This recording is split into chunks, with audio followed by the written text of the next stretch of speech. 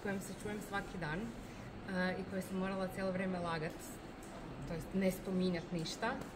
Tako da ona se najviše iznenadila, a žiri dotle nisam ni vidjela dok sam bježala od nje da me ne dari.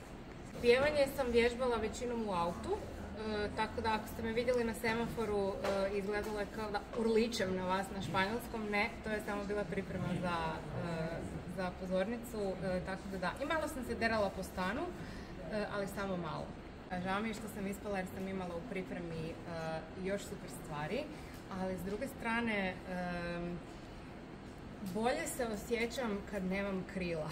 Kiborg odgovara mom karakteru jer sam cijelo vrijeme zaljepljena za kompjuter, mobitel i tako to.